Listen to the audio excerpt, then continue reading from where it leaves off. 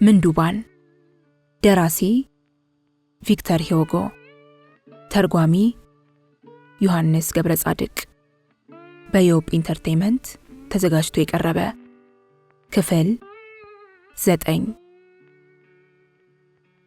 ምዕራፍ 24 ሰኔ 5 ቀን 1832 ዓ.ም እንቅስቃሴው ማንን ይጨምራል? ማንንምና ሁሉንም። የኮረንቲ እሳት ከተቀጣጠለ መጀመሪያ በትንሹ ይጀምርና በመጨረሻ ሁሉንም ያዳርሳል። አካሄዱ እንደ ነፋስ ሲሆን ነፋሱ የሚናገር አንደበትን፣ ህልም የሚያይ ጭንቅላትን፣ በስቃይ ላይ የምትገኝ ነፍስን፣ በፍቅር የተቃጠሉ ፍቅረኞችን፣ ስቃይ በስቶባቸው የሚያጓሩትንና እኔን አይነካኝም እያሉ የሚፎልሉትን ሁሉ ጠራርጎ ይወስዳቸዋል። ወዴት ነው የሚወስዳቸው? የአጋጣሚ ጉዳይ ነው። አንዱን ለስልጣን፣ ሌላውን ለፍርድ፣ አንዱን ለሀብት፣ ሌላውን ለቅያሜ ይዳርጋቸዋል። ነቀፌታ ያናደዳቸው፣ የወደፊት ተስፋ ያንሰፈሰፋቸው፣ የጦርነት ፍራቻ ያስጨነቃቸው፣ የወጣትነት ደም ያደፋፈራቸው፣ ትክክለኛ ፍርድ የገፋፋቸው፣ የማወቅና አዲስ ነገር የማየት ጥማት ያደረባቸው፣ የለውጥ ምኞት የተጠናወታቸውና ያልጠበቁትን የማግኘት ጉጉት ያሳደረባቸው ሁሉ እጃቸውን ዘርግተው ለውጥን በአንድነት ይቀበሉታል። አንዳንዶቹም የተሰወረ ጥላቻቸውን ታቅፈውና የማይጨበት ተስፋቸውን አንግበው መውደቁ የማይቀር ስለሆነ ያጣነውን ሁሉ መልሰን እናገኘዋለን በሚል ባዶ ቀፎ ህልማቸውን አንግበው ይፈልጉታል። አፈር በልቶ አፈር ላይ ያደገው ደግሞ ያለፈለት እየመሰለው በማይጨበት ተስፋ ሰክሮ እያበደ ያሳብዳል። ሰነፉም ሳይሰራ የሚበላበት ቀን የደረሰ መስሎት ያዙ ይልቀቁኝ ይላል። ባይምሮ ያልበሰለውም ጥቂት ሐሳብ ይዞ ሲክነፈነፍ አዋቂውም ይሄ ነገር ምን ይመስላል እንመርምረው እስቲ ሲል መፈላሰፉን ይቀጥላል። ይኸው ነው የለውጥ የአብዮት ከፊል ገጽታ። እድል ጠባቂዎች፣ ስራ አጦች፣ አውደልዳዮች፣ ዱራዳሪዎች፣ በባዶ እግር የሚኳትኑ ጎስቋሎች፣ የተቆረጠ ስራ ሰርተው ሳይሆን እድል እየጠበቁ የዕለት እንጀራቸውን የሚያገኙ ተስፈኞች፣ የታረዙ ምጽዋተኞች ሁሉ የሆነ እንቅስቃሴ ተሳታፊዎችና ደጋፊዎች ናቸው። ህዝባዊ እንቅስቃሴ እንደ ማዕበል ሲሆን በመጀመሪያ ዝም ብሎ ይገነፍላል፣ በኋላ ግን ቅርጽ እያወጣ ይሄዳል። እንቅስቃሴው ቅርጽ እያወጣና እያደገ በሄደ ቁጥር እንደ መብረቅ ይማታል፣ ይበጣጥሳል፣ ያወድማል፣ ያቀጣጥላል፣ ያበላሻል፣ ያለማል፣ ይጠራርጋል። በዚህ ጊዜ ተጠርጎ ለሚሄድ ወዮለት፣ መመለሻ የለውምና። ህዝባዊ እንቅስቃሴ አንዱን ከሌላው ጋር ያላተማል። አንዱ ሲያየል ሌላው ይደክማል። ወዮለት ለሚደክመው። ምንም እንኳን እንቅስቃሴው ለ3 ወራት ጋብ ቢልም በዚያው ዓመት በበልግ ወራት የፓሪስ ከተማ ለበለጠ ህዝባዊ እንቅስቃሴ ስሜት እንደ ኮረኮራት ኮረዳ ተዘጋጅታና ከቁጥጥር ውጭ ሆና ነበር። ትልቅ ከተማ ከጎረሰ ጠመንጃ ጋር ይመሳሰላል።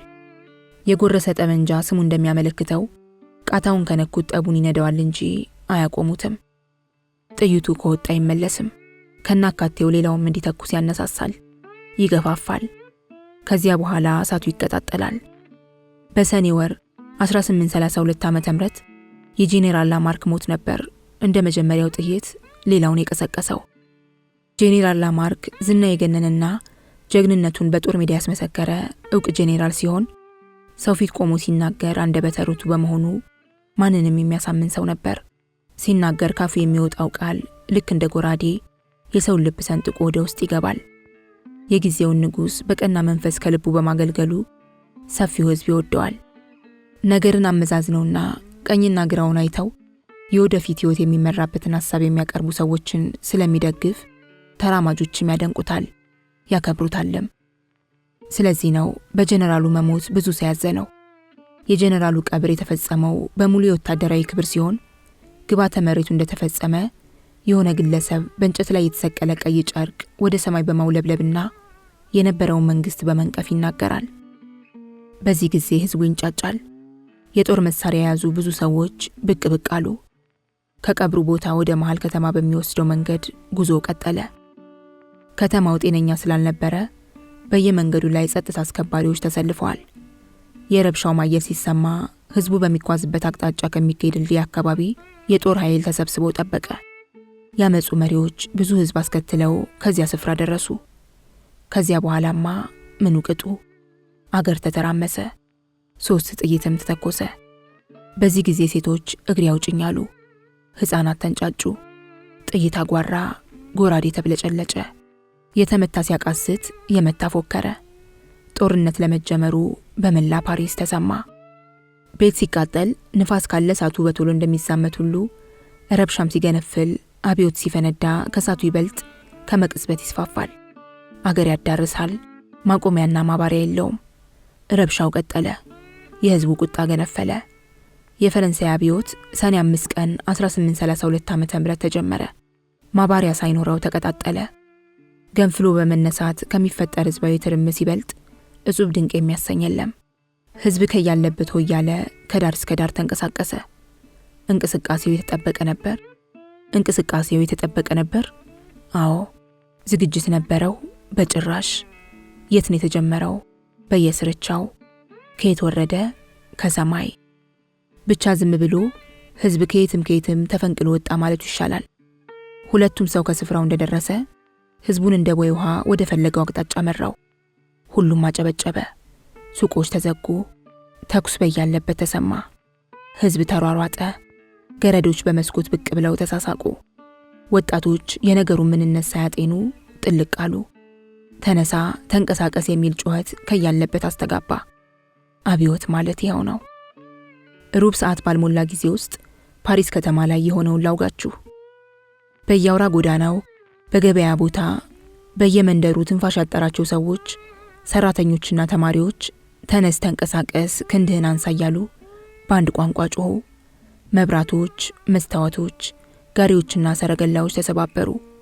ድንጋይ በገፍ ተወረወረ። ሰዎች በየቤቱ እየገቡ የቤት ዕቃዎችን ሰባበሩ፣ አንኮታኮቱ። ሰሌዳ እየያዙ በየመንደሩና በየአውራ ጎዳናው ተዟዟሩ። ማን አስተባበራቸው? ማን አነሳሳቸው? ማን ያውቃል? የአድመኞቹ ወላፈን በእሳት እንደተያያዘ ጭድ ማባሪያ ሳይኖረው ተቀጣጠለ።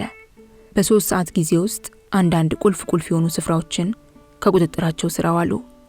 ከሰዓት በኋላ ወደ 11 ሰዓት ገደማ ከፓሪስ ከተማ 3/4 የሚሆነውን ክፍል አድመኞቹ ያዙ። ይህም ከድንጋይ ውርወራ ወደ ከባድ የጦር መሳሪያ አሸጋገራቸው። አድመኞቹ የመሳሪያ መጋዘንን ስለማረኩ የጦር መሳሪያ ከዚያ ዘረፉ። በ12 ሰዓት ቅልጥ ያለ ውጊያ ተጀመረ። በአንድ ፊት አድመኞቹ፣ በሌላ አቅጣጫ የመንግስት ወታደሮች ለመዋጋት ስፍራቸውን ያዙ። ተኩሱ ተጧጧፈ። ለወሬ ሞትኩ ያለው ወሬ ሊቃርም፣ ወደፊት በሚሆነው እጠቀማለሁ ብሎ ያለመው ለጥቅሙ፣ እንዲሁም የዚህ መጽሐፍ ደራሲ ጭምር የሚሆነውን ለማየት እየተሽለኮለኩ ወደ ጦር ሜዳው አመሩ። እንደነ ቪክቶር ሂዩጎ ያለ አልጠግባይ ከእሳተ ገሞራው ውስጥ ገብቶ መውጫ በማጣት ተቅበዘበዘ። ከጦርነቱ መሃል በመግባታቸውም ጥግ ይዘው አንተ በቸርነት አውጣን እያሉ ፈጣሪን ከመማጠን በስተቀር ሌላ ምርጫ አልነበራቸውም። ቅልጥ ያለ የጥይት ሩምታ ከግማሽ ሰዓት በላይ ወሰደ። የጦር ኃይል ከየአቅጣጫው ወደ ጦር ሜዳው ጎረፈ። ዋና ስራውም ወደ ተለያየ አቅጣጫ መሯሯጥ ሆነ። ውጊያው የሚካሄደው ፓሪስ ከተማ ውስጥ ነው። መላ የጦር ኃይል መንቀሳቀሱን የተመለከተ የፓሪስ ከተማ ሕዝብ ከጦር ሜዳው አውድማ ለመራቅ ወደ ኋላ ሸሸ። በያለበት ተንሰራፍቶ የነበረው ሰልፈኛ እንደማይሆን ሆኖ ሁሉም ነገር ትርምስምስ ወጣ። ፈሪው እግሬ አውጭኝ እያለ የእግር ሩጫውን አጧጧፈ። በኃይል ይጥል የነበረውም ዝናብ ነጎድጓድ ማሰማቱን ቀጠለ። ከዚያ ትርምስ ውስጥ አንድ ልጅ ውራጅ ዕቃ ከሚሸጥበት ሱቅ አካባቢ ብቅ አለ። አንዲት አሮጊት ደግሞ ሽጉጥ ይዘው በአካባቢው መቀመጣቸውን ልጁ ስላየ ወደ እርሳቸው ሮጠ። እማማ ለአንድ አፍታ ሽጉጦን ያውሱኛል ብሎ ሲጠይቅም ልጁ ሽጉጥን ለማግኘት ጊዜ አልወሰደበትም። መሳሪያውን በእጁ እንዳስገባ ወደ መጣበት ተመልሶ እየሮጠ ሄደ። ይህ ልጅ ካሁን ቀደም ያነሳ ነውና እነ ሚስተር ቴናዴ ከእስር ቤት እንዲያመልጡ የረዳው ልጅ ሲሆን ስሙ ጋብሮሽ ይባላል። መንገድ ከጀመረ በኋላ ነበር ሽጉጡ ጥይት እንደሌለ የተገነዘበው። ቢሆንም ልጁ መንገዱን ቀጥሎ እነ ኩርፌራይክና ኤልጆራንስ ከቁጥጥራቸው ስር ከዋሉት ስፍራ ደረሰ። ከዚያም ሲደርስ ሌሎች ቡድኖች የሚመሩት የአድመኛ ቡድን ከሌላ አቅጣጫ መጥቶ ሲደባለቅ ተመለከተ። ስለዚህ ልጁ ከሰልፈኞችና ከአርበኞች ጋር ተደባለቀ። ወዴት ነው የምንሄደው ብሎ ልጁ ሲጠይቅ ተከተለን በማለት ኩርፌራይክ መለሰለት። የአርበኞች ቀንደኛ መሪዎች ከአፍ እስከ ገደፍ ታጥቀዋል። ከኋላ የተከተላቸው ጀሌ ግን አንዳንዱ የጦር መሳሪያ፣ ሌላው ዱላ ብቻ ነው የያዘው። ከሰራዊቱ መካከል አንድ በእድሜ የገፉ ሽማግሌም ነበሩ። ሽማግሌው ምንም አይነት የጦር መሳሪያ አልያዙም። ነገር ግን እጅግ አድርገው እየተቻኮሉ ነበር የሚራመዱት። በሀሳብ ባህር ለመስመጣቸው ፊታቸው ይመሰክራል። ጋብሮሽ ከሩቅ አያቸው። ያ ሽማግሌ ማን ነው ሲል ጋብሮሽ ጠየቀ። የሆነ ሽማግሌ ነዋ ሲል አንዱ መለሰለት። ሰውየው ካሁን ቀደም ያነሳናቸው መሴማ ቢዩፍ ነበሩ። መሴማ ቢዩፍ ፊት ለፊት ከሚጓዘው ጦር ካለበት ሊደርሱ ምንም ያህል መንገድ አልቀራቸውም። ምን አይነት ቆራጥ ሽማግሌ ናቸው ሲሉ ተማሪዎች አጉረመረሙ። ማን እንደሆኑ ለማወቅ ግን ተማሪዎቹ ጊዜ አልወሰደባቸውም። ገዳም ውስጥ ይኖሩ እንደነበር የሚያውቋቸው ሰዎች በሹክሹክታ ስማቸውን አስተጋቡ። ሰራዊቱ አንዱን ጎዳና ጨርሶ ወደ ሌላው ተሻገረ። ጋብሮሽም መጓዙን ቀጠለ። ብዙ በተጓዙ ቁጥር የሰራዊቱ ብዛት እየጨመረ ይሄዳል። አንድ ግዙፍና ረጅም ቁመት ያለው ሰውዬ መጥቶ ሲደባለቅ ማን እንደሆነ አላወቁትም። ወደ እነርሱ ለመጠጋት ግን በጣም ይፈልጋል። ሰውየው ሽበጥ ጣል አድርጎበታል። ጋብሮሽ በሚያዜመው መዝሙር ስለተመሰጠ ሰውየውን ልብ አላለውም። ልጁ መዝሙር ሲሰለቸው ያፏጫል። አንዳንዴም ጥይት አልባ የሆነው ሽጉጡን ያሻሻል። ሰልፈኛው መንገዱን ቀጥሎ ሲሄድ በኩርፌራይክ መኖሪያ ቤት ደጃፍ ነበር ያለፈው። ጥሩ አጋጣሚ ነው ይላል ኩርፌራይክ። ቆቤ ጠፍቷል። ጠዋት ከቤቴ ስወጣ ደግሞ ቦርሴን ረስቼ ወጥቼ ነበር ብሎ ኩርፌራይክ ከሰልፈኞቹ ተነጥሎ ደረጃውን በጥፍ እየዘለለ ወደ ቤቱ ገባ። አንድ አሮጌ ቆብና የኪስ ቦርሳውን አንስቶ ያዘ። ከቆሻሻው ውስጥ ተወሽቆ የነበረውንም ሌላ የእጅ ቦርሳ አንስቶ ይይዛል። ደረጃውን በችኮላ ሲወርድ ዘበኛው ሊያነጋግርህ የሚፈልግ ሰው አለ ሲል ነገረው። በዚህ ጊዜ አንድ የተቦጫጨቀ የሴት ቀሚስ ያጠለቀ ወንድ ከቤት ውስጥ ብቅ ብሎ አነጋገረው። ድምፁ በጣም ቀጭን ስለሆነ የሴት እንጂ ወንድ አይመስልም። ማሪስን አይተኸዋል ብሎ ሲጠይቅ የለም ከቤት አልመጣም ሲል ኩርፌራይክ መለሰለት። ቀጥሎም ማታ ይመጣ ይሆን በማለት ሲጠይቀው እኔ እንጃ፣ እኔ ግን ዛሬ ወደ ቤት አልመለስም አለው።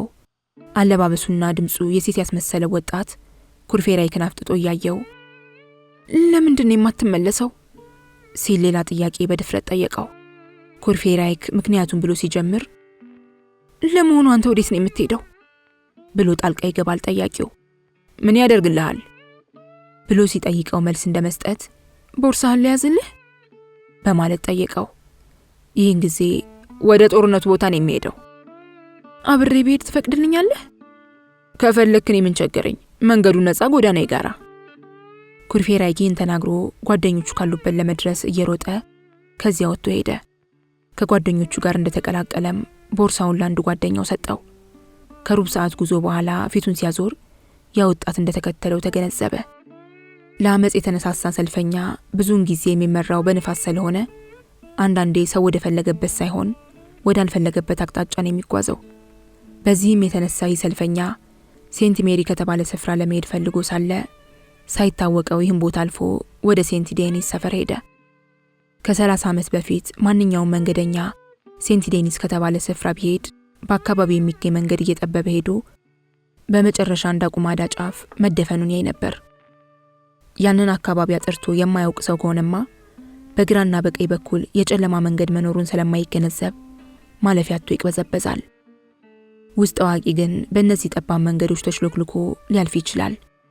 በስተቀኝ ያለውን መንገድ ይዞ ከተጓዘ ከአንድ መሸታና ምግብ ቤት ይደርሳል። ቤቱ ቢያንስ የ300 ዓመት ዕድሜ ያለው ነው። ቤቱ ባለ 3 ፎቅ ቤት ሲሆን የእንግዳ መቀበያውና የከረምቦላ መጫወቻ ክፍሎችም ከምድር ቤት አሉ። ወደ ፎቅ የሚያስወጣው ደረጃ ጠመዝማዛ ነው። ደረጃው የተሰራው ከእንጨት ስለሆነ ሲራመዱበት በኃይል ይንጫጫል። ከመጀመሪያው ፎቅ ላይ ያለው ሰፊ ክፍል የወይን ጠጅ መጠጫ ሲሆን የሆነ ሰው ከዚያ ክፍል ቢገባ ብዛት ያላቸው የወይን ጠጅ ጠርሙሶች ከጠረጴዛ ላይ ተከማችተው ይመለከታል። ግድግዳውና ጣራው በጭስ ታፍኖና ሻማዎች በየመቅረዙ ላይ ሲነዱ ማየትም የዘውትር ትርኢት ነው። ከምድር ቤቱ ስር ሌላ የጨለማ ቤት አለ። ከሁለተኛው ፎቅ በላይ ያሉት ክፍሎች የባለቤቶች መኖሪያ ናቸው። ከመጠጥ ቤቱ ውስጥ ተቀምጠው የወይን ጠጅ ጠጡ የነበሩ 3 ሰዎች ተሳክረዋል። ከሰዓት በኋላ ወደ 8 ሰዓት ገደማ ጥንብርብራቸው ወጥቷል። በክርናቸው የተደገፉት ጠረጴዛ በባዶ ጠርሙስ ተሞልቷል። ከ3ቱ ሰዎች አንደኛው ጠጪ በጣም ደስ ብሎት መንፈሱ ረክቶ ነቃ ብሏል። ይህ ሰው ክራቫቱን አላልቶና ግራ ክርኑን ከጠረጴዛ ላይ አንስቶ ቀጥ ብሎ ለመቆም ሞከረ።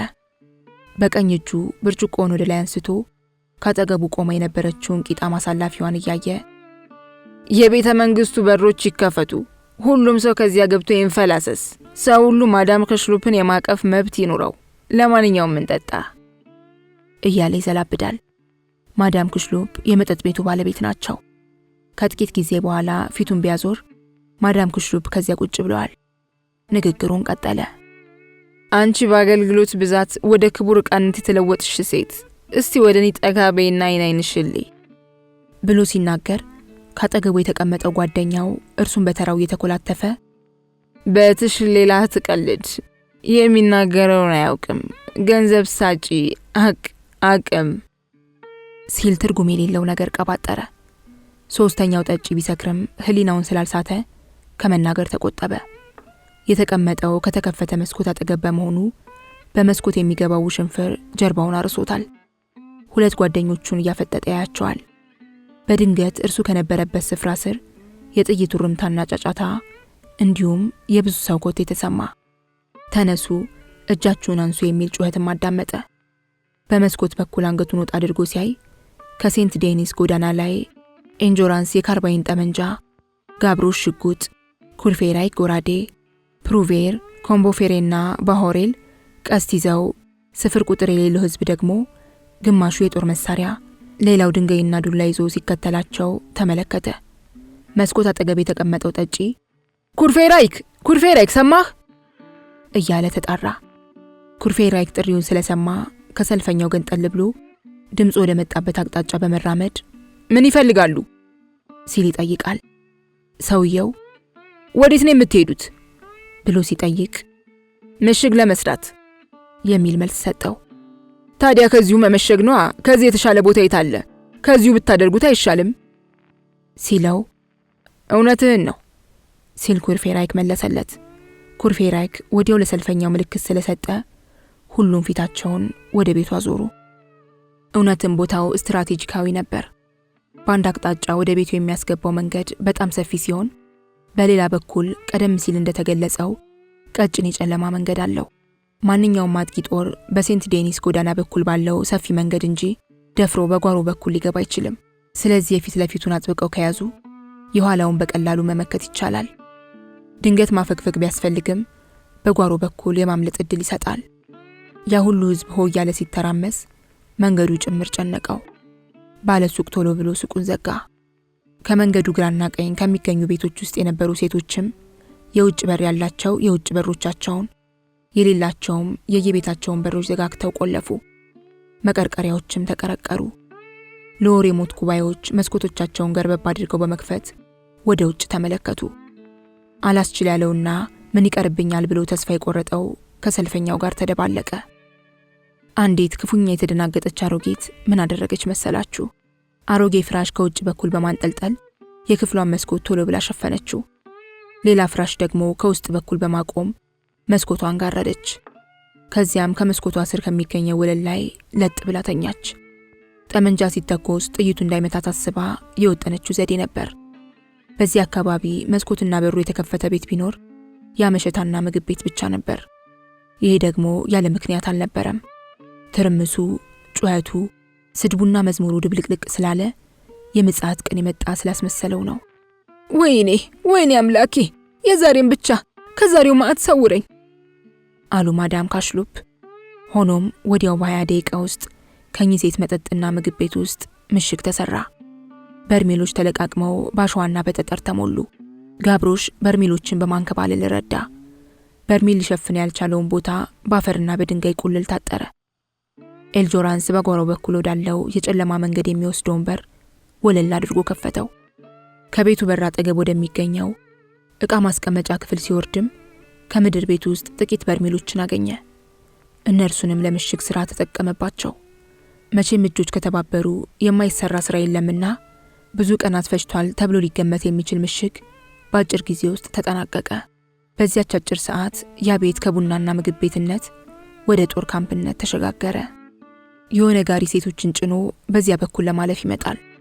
ከሰልፈኞቹ መሪዎች አንደኛው ሮጦ ሄዶ ባለጋሪውንና ሴቶቹን ካስወረደ በኋላ ሴቶቹን ይቅርታ ጠይቆ አሰናበታቸው። የፈረሱን ልጓም ይዞ በመጎተት ጋሪውን ወደ ምሽጉ ወሰደው። ከዚያም ጋሪ ደግሞ በዚህ ሰዓት በዚህ መንገድ ምን ያደርጋል? ከአሁን በፊት ጋሪ በዚህ መንገድ አልፎ አያውቅም አለ መሪው። ቀጥሎም ፈረሱን ከጋሪው አላቆ አባረረው። ፈረሱን ከሄደ በኋላ ጋሪውን በጎኑ በማጋደም ያንኑ መንገድ ለመዝጋት ተጠቀመበት። ማዳም ከሽሎፕ ተናደዱ። የሚያደርጉትን ሲያጡ ወደ አንደኛ ፎቅ ወጥተው ቁጭ አሉ። አይናቸው ከወዲያ ወዲህ ተቅበዘበዘ። ሳይታወቃቸው እንባቸው ከጉንጫቸው ላይ ፈሰሰ። ድምፅ አውጥተው ለማልቀስ ግን አልደፈሩም። ምጽአት ነው ይሄ በማለት ሲያጉረመርሙ ከሰካራሞቹ አንደኛው ጉንጫቸውን ከሳመ በኋላ መቼስ ከሴት ጉንጭ ይበልጥ የሚለሰልስ ሌላ ነገር የለም ሲል ተናገረ። በዚያች ደቂቃ ቫውደር የተባለች ሰራተኛ እነርሱ ከነበሩበት ክፍል ገባች። ከሰካራሞች ሌላኛው በሳቅ እየተፍነከነከ የእመቤቱን ጨርቅ በመጎተት ወደ መስኮት ወሰዳቸው። ወደ ጆሮአቸው ተጠግቶም ቫውደር እኮ ሲበዛ ፉንጋ ናት፣ መቼስ ለፉንጋዎች ምሳሌውና ልትቀርብ የምትችል ስለሆነች በዚህ የማይስማማ አይኖርም አለ። በዚህ ጊዜ ኤልጆራንስ ጮክ ብሎ ተናገረ። እናንተ ሰካራሞች የምሽጉን ስምና ይዘት አታጉድፉ። ስካራችሁ እንዲበርድ ከፈለጋችሁ ከዚህ ስፍራ በቶሎ ውጡና ከምትተኙበት ተኙ። ይህ ስፍራ በአገር ፍቅር ለነደዱ እንጂ ለሰካራም የሚገባ አይደለም። ብዙም ያልጠነበዘው ሰካራም በዚህ ስድብ በተሞላበት ንግግር ስሜቱ ስለተነካ ውሃ በጣሳ ቀርቶ ፊቱ ላይ ቸለሰ። የውሃው ቅዝቃዜ እውነትም ስካሩን በመጠኑም ቢሆን አበረደለት። ወደ መስኮት ሄዶ አንገቱን ወደ ውጭ በማስወጣት ከዚሁ ልተኛ ሲል ኤንጆራንስን ጠየቀው። የለም ከምተኛበት ሂድና ተኛ እንጂ ከዚህ መተኛት አይቻልም። እባካችሁ ነፍሴ እስክትወጣ ከዚሁ ልተኛ ብሎ ሰካራሙ በለዘባ አንደበት ሲናገር ኤልጆራንስ በንቀት አይናየው። ሰካራሙም የሚባለውን ሳይሰማ ጥቂት ከተንተባተበ በኋላ አጠገቡ ከነበረው ጠረጴዛ ላይ ጭንቅላቱን አስደግፎ ብዙም ሳይቆይ እንቅልፍ ይዞ ጭልጥ አለ። ዝናቡ ቆሟል። ተጨማሪ ሰልፈኛ የተለያየ መሳሪያ ይዞ ከያቅጣጫው ተመመ። ከሩቅ የምትታይ አንዲት የመብራት ብቻ ነበር የቀረችው። እርሷን ብትሆን ብዙ አልቆየችም። ሰልፈኞች ሰበሯት። የተቀሩት መብራቶች ቀደም ሲል ሰልፈኛው ሰባብሯቸዋል። ኤልጆራንስ፣ ካምብፍሬይና ኩርፌራይክ ለሰልፈኛው አመራር መስጠት ጀመሩ። መንገዱ በሁሉም አቅጣጫ በምሽግ ተዘጋ። የጦር መሳሪያ የያዙ ሁሉ ቦታ ቦታቸውን ያዙ። አንዳንዶቹ ቆም መሳይ ነገር አጥልቀዋል። አንዳንዱ ባጭር ታጥቆ ጎራዴ ሲይዝ፣ ሌላው ጠመንጃ አንግቧል። መሳሪያ ይዞ ፈረስ ላይ የተቀመጠም አለ። አንዳንዱ የመጨረሻው ሰው እስከቀረ ድረስ እንዋጋለን እያለ ስሜቱን ይገልጻል። ሌላው ጥይት ቢያልቅ በድንጋይ እንማታለን ይላል። አንዱ ያቅራራል፣ ሌላው ይፎክራል። አንዳንዱም እነርሱ ሲጠቁ የከተማው ሰው እንደሚደርስላቸው እርስ በርስ ይወያያል። ሁሉም በየፊናው ይነጋገራል፣ ይቻኮላል። ስራ ለመስራትና ቦታ ለመያዝ ይጣደፋል። ሰካራሞቹና የሆቴሉ ባለቤት የሚያደርጉትን አጥተው ከአንድ ክፍል ውስጥ ተፋጠው ቁጭ ብለዋል። ከቁመቱ ዘለግ ያለውና የሰልፈኛው መሪ የሆነ ሰው ከሰልፈኛው መካከል ገብቶ ምሽግ ይሰራል። ጋብሮሽም አንዴ ከምሽጉ ጫፍ ላይ ይወጣ ተመልሶ ይወርዳል። አንዳንዴም ድንጋይ ያቀብላል። ሲያሰኘውም ከወዲያ ወዲህ ይሯሯጣል። ማሪየስን የጠየቀውና ኩርፌራይክን ጠብቀኝ ያለው ባለሴት መልኩ ግለሰብ ግን ከዚህ አልነበረም። ጋብሮሽ ከደስታው ብዛት የተነሳ ከወዲያ ወዲህ የሚለው እየዘፈነ ስለነበር አብዛኛው ሰልፈኛ ለይቶታል። እስከናካቴው ሰው ሁሉ የእርሱን ንቃትና ሞራል እያየ በጣም ተደፋፈረ። ሰነፉንና ዳተኛውን አነቃቃ። ለፈሪው ልቡ አጀለት፣ ለተደነባበረውም መንገድ ከፈተለት። ጋብሮሽ ካሮጊቷ በነጠቀው ሽጉጥ ስላረካ ጠበንጃ ፈልጋለሁ፣ ምን ነው ብትሰጡኝ ብሎ ሲጠይቅ ጠበንጃ ላንተ ነው ወይስ ለማን ነው ሲል ካምብፍሬ ጠየቀው። ምን ነው ሲል ጥያቄውን በጥያቄ መለሰ። ቀጥሎም ምን ይጎለኛል? ድሮ እኮ እንዴት ያለ ጠመንጃ ነበረኝ በማለት ፎለለ። ኤልጆራንስን ሲሰማ እየሳቀ ለዋቂዎች ከተዳረሰ በኋላ ለልጆች እንሰጣለን አለው። ጋብሮሽ በቁጣ ዞር ብሎ ኤልጆራንስን አየው። አንተን ከኔ በፊት ከገደሉ እኔ እኮ ነኝ አንተን የምተካው ጉረኛ ሲል በቀልድ መልክ ኤልጆራንስ ሲመልስለት ጉረኛ አልከኝ በማለት ጋብሮሽ የሰማውን ቃል ደገመ። ይህን እንዳለ አንድ ሰው ከሰልፉ ለይቶ ሲወጣ ተመለከተ። ሮጦ ሄዶ ከሰልፈኛው ተለይተው አይሂዱ፣ ለዚች ምስኪን ሀገር የሚውሉላት ውለታ ቢኖር በአሁኑ ሰዓት የሚጠበቅ ስለሆነ አይሂዱ ቢለውም ሰውየው ፈጥኖ በመራመድ ከዚያ ስፍራ ሄደ። ያንዳንዶቹ ምሽግ ከፍታ እስከ 2 ሜትር የሚደርስ ስለነበር ተዋጊዎቹ ከፈለጉ ከምሽጉ ኋላ ሊደበቁ ወይም እየተዋጉ ራሳቸውን ሊመክቱ ያስችላቸዋል። ከተሰሩት ረጃጅም ምሽጎች መካከል በአንድ ጊዜ አንድ ሰው ብቻ ሊያሳልፍ የሚችል ክፍት ቦታም አለ። ከምሽጉ አናት ላይ ቀይ ጨርቅ ተሰቅሏል። ከመጠጥ ቤቱ ጀርባ ያለው ምሽግ ግን ላይን የተሰወረ ነበር። ከመሸታ ቤቱ ጠረጴዛ ወስዶ ኤልጆራንስ ከጠረጴዛው ላይ ወጥቶ እንዲቆም ተደረገ። አንድ ትልቅ ሳጥንም ከእግሩ ስር አስቀመጡለት። ሳጥኑ ሲከፈት በጥይት የተሞላ እንደነበር ታወቀ። ኤልጆራንስ ከምሽግ ዙሪያ ለተቀመጠ ተዋጊ ሁሉ ጥይቱን አከፋፈለ። እያንዳንዱ ተዋጊ 30 ጥይት ደረሰው። ተዋጊዎች ጠመንጃቸውን አጎረሱ። ከዚህ አካባቢ ምንም አይነት ድምፅ ስላልተሰማ መንገዱ ሁሉ ርጭ ብሏል። ሁሉም ሰው አሁን ምን ይሆን እያለ ተጠባበቀ። ቀኑ መሽቶ ጨለመ። ምሽግ ውስጥ ከተቀመጡት ሰዎች መካከል አንዳንዶቹ መብራት አበሩ። አሁንም አዲስ ነገር ሳይታይ ጊዜው እየገፋ ሄደ። አሁንም ምንም ነገር የለም። የመንግስት ወታደሮች ከከፍተኛ ዝግጅት ላይ እንደሆኑ የአድማው መሪዎች ጠረጠሩ። እነዚያ ጥቂት ሰዎች በብዙ ሺህ የሚቆጠር የመንግስት ሰራዊትን ነበር የሚጠብቁት። ኤልጆራንስ ጋብሮሽን ፍለጋ ሲሄድ ልጁ ከምድር ቤት ውስጥ ተቀምጦ ስራ እየረዳ ነው። ከበስተኋላ መጥቶ ከሰራዊቱ ጋር የተደባለቀው ረጅሙ ሰውዬም ከዚያው ነበር። ጋብሮሽ ግን ልብ አላለውም። ይህ ሰው ጠመንጃውን ይዞ የተቀመጠው ጨለምለም ካለ ስፍራ ሲሆን ሰውየው በሀሳብ ተውጦ የሚሆነውን ሁሉ ከግራ ከቀኝ እያየ ያጤናል። ኤልጆራንስ ወደ ጋብሮሽ ጠጋ ብሎ ትንሽ ልጅ ስለሆንክ አንተን ማንም ልብ አይልህምና ቶሎ ብለህ ወደ ዋናው ጎዳና ሂድና ከዚያ የሚሆነውን ከተመለከትክ በኋላ ተመልሰህ መጥተህ ንገረን ሲላከው፣ ጋብሮሽ ኤልጆራንስን ቀና ብሎ አየው። ትንንሽ ሰዎችም ይጠቅማሉና ይህም ማለት ክፉ አይሰጥም፣ ደህና ነው ካልከው ቦታ ሄጄ ወሬ ቃርሜ እመጣለሁ። ግን እኮ ይገርማል፣ ትንንሽ ልጆች ሲታመኑ ትልልቆቹ ሰዎች ለምን አይታመኑ ብሎ ጠየቀ። ከዚያም ጋብሮሽ ለመውጣት ሲነሳ ግዙፉን ሰውዬ ያያል። ይሄኔ ያንን ሰውዬ ታዩታላችሁ በማለት ጣቱን እየቀሰረ አሳያቸው። ጠመንጃ ይዞ የተቀመጠውን ሰውዬን የምትለው ብለው ሲጠይቁት ለጥያቄያቸው መልስ ሳይሰጥ ሰውዬው እኮ ሰላይ ነው አላቸው። እርግጠኛ ነህ በማለት ሲጠይቁትም 2 ሳምንት አይሞላውም ጆሮዬን ቆንጥጦ ከጎተተኝ አለ። ይህን ጊዜ ኤልጆራንስ ድምፁን ዝቅ አድርጎ ከዚያ ለነበር አንድ ሰው የሆነ ነገር ነገረው። ሰውዬው ወዲያው ከዚያ ስፍራ ወጥቶ ሄደ። ከጥቂት ደቂቃዎች በኋላ ሌሎች ሰዎችን ይዞ ተመለሰ። 4ቱ ሰዎች በማያስነቃ ሁኔታ ቀስ ብለው ሰውየው ተቀምጦበት ወደ ነበረው ስፍራ በተለያየ አቅጣጫ ሄደው ከበውት ቆሙ። ከዚያም ኤልጆራንስ በቀጥታ ሄዶ ሰውየውን አነጋገረው። ማነህ አንተ ሲል በድፍረት ሲጠይቀው፣ በዚህ ባልተጠበቀ ድንገተኛ ጥያቄ ሰውየው በመጀመሪያ እንደመደንገጥ አለ። ሆኖም አንገቱን ሳይሰብር የኤልጆራንስን አይን እያየ በቆራጥነትና በሚያስጠላ ፈገግታ ፊቱን አስቦ እርሱን በድፍረት መለሰለት። ስራችሁና ዓላማችሁ ምን እንደሆነ ተረድቻለሁ። ሰላይ ነህ አይደል ብሎ ኤልጆራንስ ሲጠይቀው፣ አዎ የመንግስት ባለስልጣን ነኝ አለው። ማን ነው ስምህ? ዣቬር እባላለሁ። ኤልጆራንስ ለ4ቱ ሰዎች ምልክት ሰጣቸው። ሰዎቹ ከመቅጽበት ዣቬር ላይ ተረባረቡ። ዣቬር ፊቱን አዙሮ ለማየት እንኳን ጊዜ ሳያገኝ አንቀው ይዘው እጅግሩን ጠፍረው አሰሩት። እጁን የፍጤን ካሰሩ በኋላ መላ አካሉን ፈተሹ። ቀጥለውም ከቋሚ የብረት ግንድ ጋር ሲያስሩት ጋብሮሽ የሚደረገውን ሁሉ ቆሞ ተመለከተ። ሰውየው ቀደም ብሎ የበደለው ስለነበር በድርጊቱ አንጀቱ ራሰ። ወደ ዣቬር ተጠግቶ ድመት ባይት ተያዘች አለው። ዣቬሪ ሁሉ ሲሆን ድምፅ አላሰማም። ከቋሚ ብረት ጋር በመታሰሩ መነቃነቅ አይችልም። እነ ኩርፌናይክና ኮምፌሬ ተመለከቱት።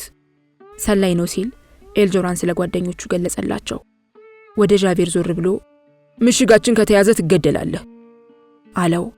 ይሄኔ ለምን አሁኑኑ አትጨርሱኝም ብሎ ቁጣ በተሞላበት አነጋገር ዣቬር ሲጠይቃቸው ጥይት እንዳይባክም ብለን ነው አሉት። ለምን በቢላዋ አንገቴን አትቆርጡትም ብሎ ዣቬር ሲናገር አንተ ሰላይ አለው መልከ መልካሙ ኤልጆራንስ። እኛ ዳኞች ነን እንጂ ቅጥር ነፍሰ ገዳዮች አይደለንም። ከዛም ኤልጆራንስ ጋብሮሽን ጠራውና አንቺ ሂጂና የተላክሽበትን ፈጽሚ፣ የነገርኩሽን ፈጽመሽ በቶሎ ተመለሽ ሲለው ጋብሮሽ መሄዴ ነው ሲል በመጮህ ተናገረ። ሊወጣ ሲል ግን ፊቱን አዙሮ በነገራችን ላይ የሰውየውን ጠመንጃ ለኔ ያሰጡኝም ብሎ ጠየቀ። ሙዚቀኛው ለእናንተ ዋሽንቱ ግን ለኔ ቢሆን መልካም ነው ሲላቸው ሁሉም ሳቁ ከዣቬር በስተቀር። ጋብሮሽ ወጥቶ እንደሄደ የሆነውን አሳዛኝ ታሪክ ባይነገር ህዝባዊ እንቅስቃሴ በሚካሄድበት ጊዜ ምን አይነት ድርጊት እንደሚፈጸም ልናውቅ አንችልም። ብናውቅም እውነቱ የተሟላ አይሆንም። ህዝባዊ እንቅስቃሴ በበረዶ ሊመሰል ይችላል። ማንኛውም እንቅስቃሴ በሚነሳበት ጊዜ ህዝብ ከየት መጣ ሳይባል እንደ ክረምት በረዶ ይቆለላል፣ ይሰበሰባል። ሰዎች ከየትና ከወዴት እንደመጡ አይጠያየቁም። ዝም ብለው ይቀላቀላሉ፣ ይሰባሰባሉ። በዚህ አይነት ከተሰበሰቡት ሰዎች መካከል ከየት እንደመጣ የማይታወቅ አንድ ወዛደር ነበር። የለበሰው ጃኬት ከክርኑ ላይ ተቀዷል። ሰውየውን አጢነው ሲመለከቱት የሰካራም መልክ ያለው ነው። ይህ ሰው አብረዋቸው ከቆሙት ሌሎች ሰዎች መካከል የሚያውቀው የለም። ሰውየው ከነበረበት ሲናገር እንደ ሰካራም ወይም ሳይሰክር አውቆ የሰከረ ለመምሰል እንደሚተባተብ ሰው ይንተባተባል። በድንገት ወደ ዋናው አውራ ጎዳና እያየ በሰካራም አንደበት ተናገረ። ጓዶች ታውቃላችሁ፣ የመጀመሪያውን ተኩስ የምንከፍተው ከዚያች ማዶ ከምትታይ ቤት ውስጥ ሆነን መሆን አለበት። የመስኮቱን ጥግ ይዘን ከተኮስን በማንም አንበገርም። ቤቱን እንዲከፍቱ ማንኳኳት ነዋ ብሎ አንዱ ሲናገር፣ ሌላው ቢንኳኳም አይከፍቱም ይላል። ይህን ጊዜ ሰካራም ለመምሰል የሚሞክረው ሰውዬ እኔ ከፍተዋለሁ ብሎ ራሱ ወደ ጠቆመው ቤት አቅጣጫ መራ።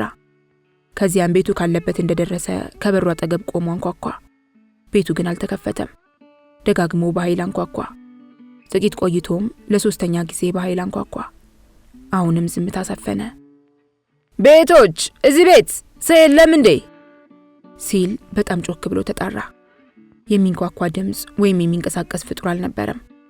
በያዘው ጠመንጃ ሰደፍ በሩን በኃይል ቀጠቀጠው። ከድብደባው ብዛት ቤቱ የተነቃነቀ መሰለ።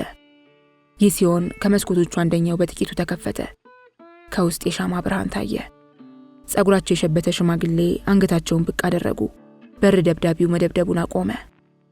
ምን ይፈልጋሉ ጌቶች ብለው ሲጠይቁት፣ በሩን ይክፈቱልን ጌታዬ፣ ይህ ሊሆን አይችልም።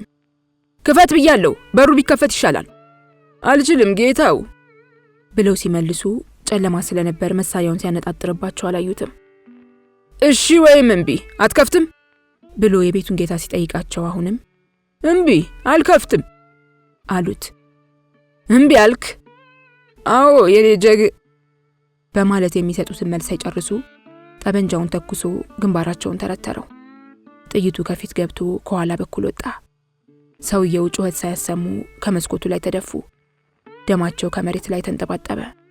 ከመስኮቱ ላይ ሲደፉ የበራውን ሻማ ስለነኩት ከወለል ላይ ወድቆ መብራቱ ጠፋ። ቤቱም ጨለማ ሆነ። ወንዱ ሲል ገዳዩ ፎከረ። ቃሉን ካፍ አውጥቶ ሳይጨርስ አንድ ሰው ከኋላው መጥቶ ትከሻውን ጨምድዶ ያዘው። እጅ ወደ ላይ አለው። ገዳዩ ፊቱን ቢያዞር ኤልጆራንስ እንደሆነ አወቀ። ጣቱን ከያዘው ሽጉጥ ቃታ ላይ ያሳርፏል። የጠመንጃውን ድምፅ ሰምቶ ነው ሲሮጥ የመጣው። ግስላ መስሏል። እጅ ወደ ላይ ሲል ሐዘን እየተሰማው በድጋሚ ሲያዘው የ20 ዓመት ወጣት በድንጋጤ እጁን ወደ ላይ ከዘረጋ በኋላ ከጭቃው ላይ ተንበረከከ። በአንድ ጊዜ ፊቱ ቀላ። ሲደነግጡ የፈረንጅ ገላ መቅላቱ የተለመደ ነው። ከዚያ የተሰበሰበው ሰው አይን ሁሉ ከእርሱ ላይ አረፈ። ሆኖም ሰው ሁሉ ዝም አለ። ገዳዩም ለመከላከልም ሆነ ለመናገር አልደፈረም። ኤልጆራንስ ትከሻውን ለቆ ከጭቃው ላይ ደፋው። አሳብህን ሰብስብ። ጸሎት ማድረስ ከፈለክ መጸለይ ትችላለህ። ሌላም የምትለው ነገር ካለ አስብ። ያለህ ጊዜ 1 ደቂቃ ብቻ ነው። ማረኝ፣ ይቅርታ አድርግልኝ፣ ተሳስቻለሁ ሲል ተንተባተበ። ከዚያም ከኤልጆራንስ እግር ላይ ተደፋ። ኤልጆራንስ አይኑን ከወጣቱ አይን ላይ አላነሳም። ለ1 ደቂቃ ጊዜ ጠበቀው። 1 ደቂቃ ሲሞላ ከእግሩ ስር እንደፋደፍ የነበረውን ሰው ጸጉር ይዞ ከጎተተው በኋላ እንደገና ወደ መሬት ወረወረው። የያዘውን ሽጉጥ ቃታ ሳብ በማድረግ ጆሮው ውስጥ ለቀቀበት። ከዚያ የነበሩ ሰዎች ሁሉ ወደ መሬት አቀረቀሩ። ሟች ከጭቃ ላይ ተደፋ። ኤልጆራንስ ለመሞት የሚያጣጥረውን ወጣት በእግሩ ከገፈተረ በኋላ የሚከተለውን ተናገረ። ይህን ጥንብ ከምሽጉ ውጭ ወርውሩና ጣሉት ሲላቸው 3 ሰዎች ለመሞት የሚያጣጥረውን ሰው ከመሬት አንስተው ከምሽጉ ውስጥ አውጥተው ከአውራ ጎዳና ላይ ወርውረው ጣሉት። ጓዶች አለ ኤልጆራንስ፣ ይህ ሰው የፈጸመው ተግባር አጸያፊ ሲሆን እኔ የወሰድኩት እርምጃ ደግሞ አስከፊ ነው። የሰው ሕይወት ስላጠፋ ነው የገደልኩት። ይህን ቅጣት የፈጸምኩት ተገድጄ እንጂ ወድጄ አይደለም። እንቅስቃሴያችን ስርዓት እንዲኖረው ያስፈልጋል። የሰውን ሕይወት ማጥፋት ታላቅ ወንጀል ሲሆን ተመሳሳይ የሆነ አጸያፊ ተግባር ስንፈጽምም የአብዮታችን አይን እንደሚያይን መዘንጋት የለብንም። እኛ የሪፐብሊክ ቄሶች እንደሆነን አንርሳ። ኃላፊነት ስላለብን ፍልሚያችን በማንም መታወክ የለበትም። በዚህ ምክንያት ነው ይህ ሰው የቅጣት ፍርድ ውሳኔ የተላለፈበትና አስፈላጊው እርምጃ የተወሰደበት። የፍርድ ውሳኔውን ያስተላለፍኩት በዚህ ሰው ብቻ ሳይሆን በራሴም ላይ ጭምር ነው። ውጤቱን ወደፊት የምታዩት ይሆናል። የመጨረሻውን አነጋገር የሰሙ ሁሉ ተረበሹ።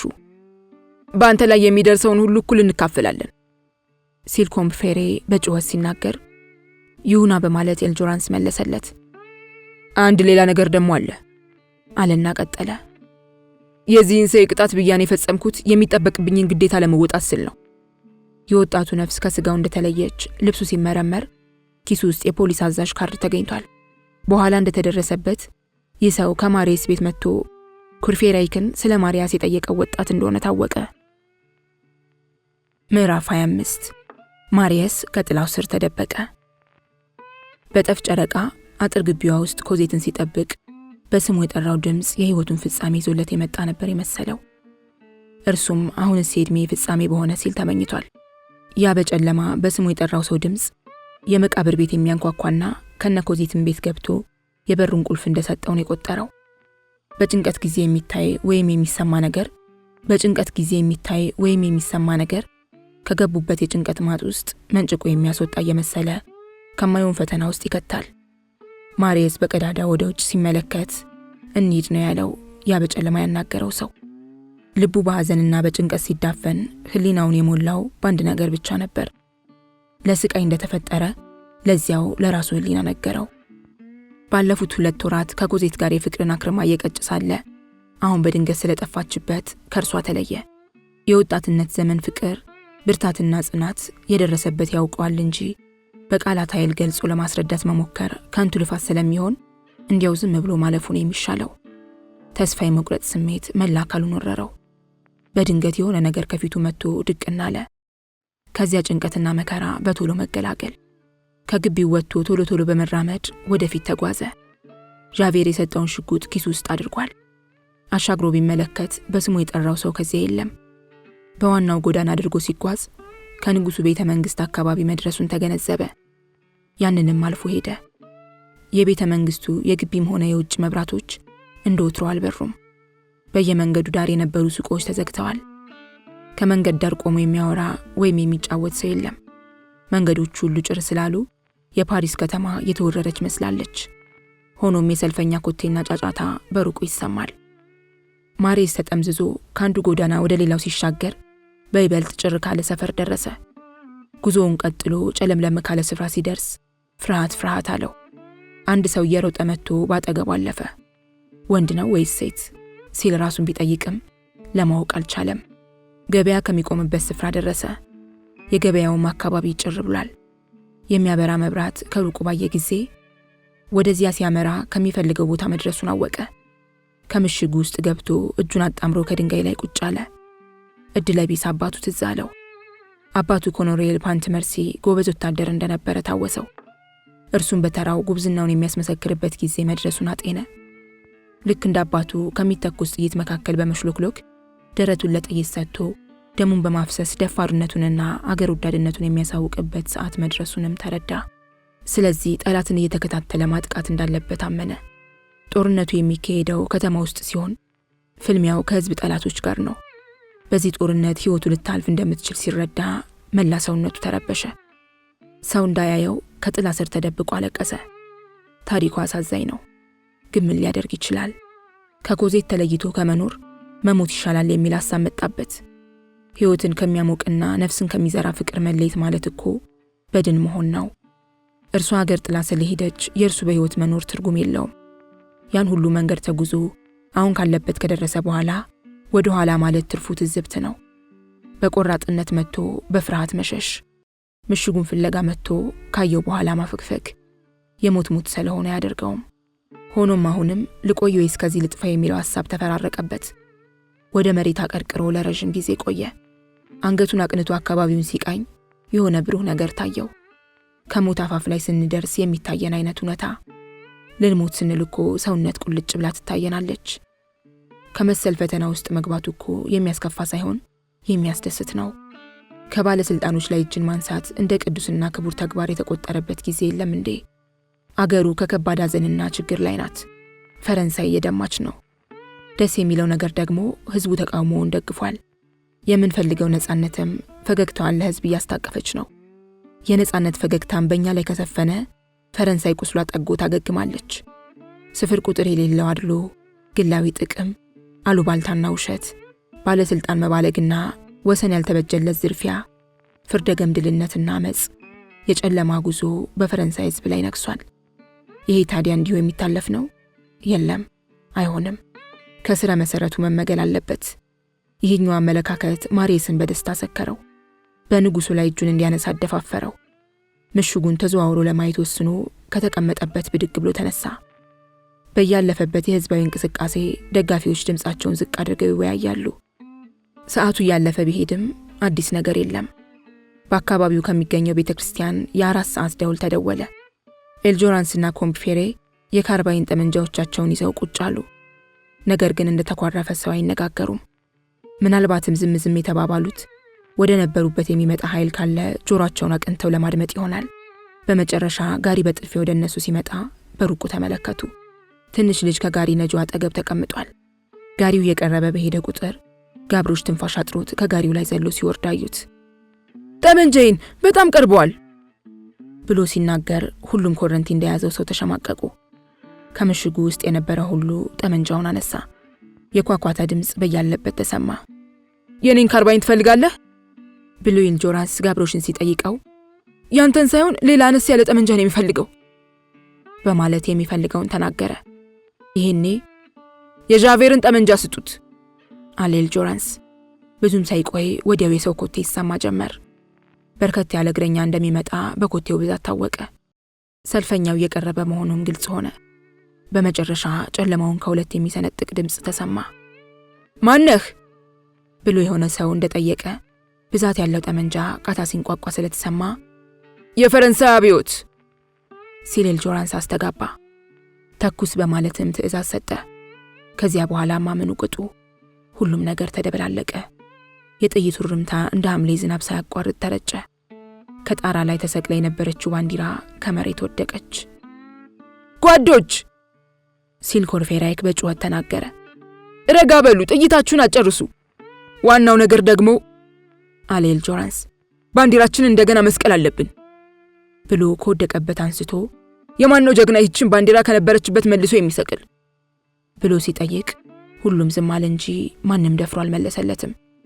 ጠመንጃ ተደቅኖበት ማነው ከምሽጉ ጫፍ ላይ የሚወጣ? ራሱን ቢሆን ፈርቷል። ፈቃደኛ የለም ማለት ነው። ምንም እንኳን ሜሴማ ቢዩፍ ከምሽጉ መሃል ቢሆኑም ማንም ሰው ልብ አላላቸውም። ሆኖም ምሽጉ ሲሰራ አብረው ተሳትፈዋል። ስራው ካለቀ በኋላ ግን ወደ መጠጥ ቤቱ ምድር ቤት ወርደው ከዚያ ነበር የተቀመጡት። ቀደም ሲል ኩርፌራይክና ሌሎችም የእርሳቸውን ከዚያ መገኘት አደገኛ ሊሆን እንደሚችል ነግሯቸው ነበር። ሆኖም እርሳቸው አልሰሟቸውም። ውጊያው ሲጀመር እርሳቸው ከምድር ቤቱ ስላልወጡ የሆነውን አላዩም። ሰው ሁሉ ለመዋጋት ቦታውን ሲይዝ እርሳቸው ከነበሩበት ነው የቆዩት። ከምድር ቤቱ ውስጥ ቀርተው የነበሩት እርሳቸው፣ ዣቬርና የዣቬር ጠባቂ ብቻ ነበሩ። እንዲያውም ሜሴማ ቢዩፍ ካሳባቸው የነቁት ውጊያው ተጣጥፎ ተኩሱ ሲጋጋል ነው። ኤልጆራንስ ፈቃደኛ የለም ማለት ነው ብሎ በመጮህ ሲናገር ድምጹን ስለሰሙ ከተቀመጡበት ብድግ አሉ። ከምድር ቤት ወጥተው ሰው ሁሉ ከነበረበት ብቅ ሲሉ ሁሉም አይኑን ጣለባቸው። አበባ እየሸጡ የሚኖሩት ሽማግሌ አይደሉም እንዴ ሲል ሰው ሁሉ እርስ በርሱ ተጠያየቀ። በመካከሉ አንድ ሰው እኚህማ የህዝብ ተወካይ ናቸው ሲል በማጉረምረም ተናገረ። እርሳቸው ግን ምናልባትም ሰው ያለውን አልሰሙም። ሽማግሌው በቀጥታ ወደ ኤልጆራንስ ሄዱ። የያዘውን ባንዲራ ከእጁ ሲነጥቁ ከዚያ የነበረው ሰው ሁሉ ተደናገጠ። ኤልጆራንስ ራሱ ክዋለ። የ80 ዓመት ሽማግሌ በመሆናቸው እየተንገዳገዱ ነው የሚሄዱት። ማንም ደፍሮ ጣልቃ ሊገባ ወይም እርሶ ይተው ብሎ ለመናገር አልደፈረም። ከምሽጉ ጫፍ ለመውጣት በደረጃው ወደ ላይ መውጣት ጀመሩ። ከዚያ ስፍራ ምሽጉ የተቀመጠ ሁሉ አንድ ደረጃ በተራመዱ ቁጥር በልቡ 1 2 3 እያለ ይቆጥር ጀመር። በጣም ያስፈራል። በድንገት አንዱ ባርኔጣውን ያውልቁ ሲል በመጮህ ተናገረ። ያውልቁት በማለት ሰው ሁሉ ጮኸ። ባርኔጣቸውን ሲያውልቁ ጥጥ የመሰለው ሽበታቸውና አሳዛኝ ሽማግሌ ፊታቸው በጉልህ ታየ። አይናቸው ሰርጉዷል፣ ቆዳቸው ተጨማዷል፣ ወገባቸው ጎብጧል።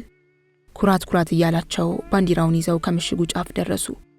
ከጫፉ እንደደረሱ ከ12000 በላይ የሚሆኑ ጠበንጃዎች ቀና ሲሉ በሩቅ አዩ። ድምጽ ግን አልተሰማቸውም። በዚያ ጸጥታ መካከል ባንዲራውን እያውለበለቡ በመጮህ ተናገሩ። ረጅም ዕድሜ ለፈረንሳይ አብዮት! ረጅም ዕድሜ ለሪፐብሊኩ! ወንድማማችነት፣ እኩልነትና ሞት። ቀደም ሲል ማን ሲል በመጮህ የተናገረው ድምፅ አሁንም ጮክ ብሎ አጥቃ አለ። የጥይት ሩምታ ተለቀቀ። መሴማ ቢዮፍ እየተንገዳገዱ ከመሬት ተዘረሩ። በደከመ ድምፅ እድሜ ለሪፐብሊኩ አሉ። በርቀት የሚሰማው ኃይለኛ ድምፅ አሁንም ተኩስ ሲል አዘዘ። የሽማግሌው ደም እንደዚያ ሲፈስ ያዩ የንቅናቄው አባላት ፈዘው ቀሩ። አንዳንዴ ራሳችንን መጠበቅ እንዳለብን ረስተን ሲበዛ የምንፈዝበት ጊዜ ስላለ ያሁኑም ከዚህ የተለየ አልነበረም። ሰዎች መሬት ለመሬት እየተንፏቀቁ ሄደው ሬሳውን አነሱ። ምን አይነት አረመኔዎች ናቸው ብሎ ኤልጆራንስ ሲናገር ኩርፌራይክ ወደ ጆሮ ጠጋ ብሎ ስለ መሴማ ቢዮፍ ማንነት ነገረው። በዚህ ጊዜ ኤልጆራንስ ቀጥሎ ያለውን ተናገረ። ወገኖቼ፣ እኚህ ሽማግሌ በአርአያነት የሚጠቀሱ ሰው ናቸው። እኛ መነታን፣ እርሳቸው መስዋዕት ለመሆን መጡ። እኛ ወደ ኋላ ሸርተት ስንል እርሳቸው ወደፊት ተራመዱ። እርጅና የሚያንቀጠቅጣቸው ሽማግሌ በፍርሃት ለሚርበደበዱ ወጣቶች ምሳሌ ሆነው ትምህርት ሲሰጡ ይዩት። እኚህ ሰው ዕድሜ የጠገቡና የክብር ሞት የሞቱ ናቸው። ስለዚህ የእኚህን ጀግና አስክሬን ላለማስነካት በቆራጥነት እንዋጋ። ይቺ ምሽጋችን የማትበገርና የማትደፈር ምሽግ እናድርጋት። ሁሉም በያለበት እንዋጋለን፣ መሪያችንን አናስደፍርም እያለ ጮኸ። ይህን ጊዜ ኤልጆራንስ ጎንበስ ብሎ የሬሳውን ጭንቅላት ቀና አድርጎ ሳመው። ሽማግሌው መሞታቸውን ረስቶ በጥንቃቄ ያልያዛቸው እንደሆነ የሚያማቸው ስለመሰለው ቀስ ብሎ በክርኑ ደግፎ ሬሳውን ቀና አደረገው። ከዛም የሟቹን ኩታ አውልቆ የሚደሙትን ቀዳዳዎች ለተመልካች አሳየ። ይሄ ነው ባንዲራችን። ነጭ አንሶላ አምጥተው የመሴማ ቢዮፍን አስክሬን አለበሱት። 6 ሰዎች ጠመንጃዎቻቸውን ከስራ አጋድመው አስክሬኑን ካሳረፉ በኋላ በዝግታ ወደ ምድር ቤት ወስደው ከጠረጴዛ ላይ አጋደሙት። ሰዎቹ በሚፈጽሙት የተቀደሰ ተግባር በመዋጣቸው አደገኛ ሁናቴ ውስጥ መሆናቸውን ረሱ። አስክሬኑ ዣቬር ከታሰረበት ግንድ አጠገብ ሲያርፍ ኤልጆራንስ ሰላዩን አናገረው። የምትቀጥለው አንተ እንደሆንክ አትጠራጠር። በዚህ ጊዜ ብቻውን የጠበቀውን ተግባር ያከናውን የነበረው ጋብሮሽ ሰዎች ከምሽጉ ውስጥ ሲገቡ ውልብ አለው። በድንገት ብርቱ የሆነ ጩኸት አሰማ። ተጠንቀቁ! የአድማው መሪዎች በሙሉ እየዘለሉ ወደ ውጭ ወጡ። የሚያባክኑት ጊዜ አልነበራቸውም። ብዛት ያላቸው ወታደሮች ሳንጃቸውን ወድረው ከምሽጉ ውስጥ ሲገቡ ተመለከቱ። ያቺ ሰዓት ወሳኝ ነበረች። የንጉሱ ወታደሮች ምሽጉን ወረሩ። ሆኖም በመጀመሪያ የገባውን ወታደር ከምሽጉ ውስጥ የነበረ አንድ ሰው ግንባሩን ብሎ ጣለው። በሌላ የንጉሱ ወታደር ገዳዩም ተገደለ። አሁንም ሌላ የንጉሱ ወታደር ኩርፌራይክን መጥቶ ከመሬት ላይ ስለዘረረው እንደወደቀ እርዱኝ ሲል ጮኸ። በዚያችው ቅጽበት እጅግ ግዙፍ የሆነ ወታደር ጋብሮሽ ከነበረበት ክፍል ውስጥ ገባ። ጋብሮሽ ጠመንጃውን ከዣቬር ወደ ወታደሩ አዙሮ ለመተኮስ ቶሎ ብሎ ቃታውን ሳብ አደረገው። ግን ምን ይሆናል? ዣቬር ጠመንጃውን ሲሰጣቸው ጥይት ስላላጎረሰው ጠመንጃው ጸጥ አለ። ወታደሩ ከት ብሎ እየሳቀ ሳንጃውን ወድሮ ወደ ልጁ ሄደ። ቢሆንም ወታደሩ ልጁ ካለበት ከመድረሱ በፊት ከኋላው ስለመታው ባፍጢሙ ተደፋ። ወዲያው ደግሞ ኩርፌራይክን የመታው ወታደር ሲወድቅ ታየ። ሁለቱን ሰዎች የገደላቸው ማሪየስ ነበር። ማሪየስ የመጀመሪያውን ውጊያ በሩቅ ሆኖ ሰውነቱ እየተንቀጠቀጠ ነበር ያየው። በሁለተኛው ግን የጋብሮሽን ሕይወት አስቀድሞ ሲያድን ጓደኛውን ነው ቀጥሎ ነፃ ያወጣው። ኩርፌራይክ ወደቀ እንጂ አልተመታም ነበር። ወታደሮቹ ከምሽጉ 2/3 የሚሆነውን ክፍል ከቁጥጥራቸው ስር አውለዋል። ወደ ውስጥ ዘልቀው ለመግባት ግን አልደፈሩም። ምናልባት የሆነ ወጥመድ ቢኖር ብለው ተጠራጥረዋል። በዚህ አካባቢ በራ የነበረው መብራት እስከ ውስጥ ዘልቆ አያሳይም። ሆኖም ሌላው የንጉሱ ወታደር ማሪየስን ለመጣል ሲያነጣጥር አንድ ሰው በድንገት ከመሃላቸው በመግባቱ የእርሱን ዕዳ ያ ሰው ተሸከመ። በዚያችው ሰዓት እጅግ በጣም የሚጮህና አስፈሪ የሆነ ድምፅ ተሰማ። እጃችሁን ስጡ፣ አለበለዚያ ምሽጉን እንዳለ እናቃጥለዋለን። አድመኞቹ ሁሉ ድምፁ ወደ ተሰማበት አቅጣጫ ፊታቸውን አዞሩ። ማሪየስ ከየት መጣ ሳይባል ይህን ያለውን የ50 አለቃ ስለጣለው ምሽጉ ከመቃጠል ዳነ። አድመኞቹ በሙሉ ማሪየስን ከበቡት። ኩርፌራይክ ከወደቀበት ተነስቶ ከአንገቱ ላይ ተጠመጠመ።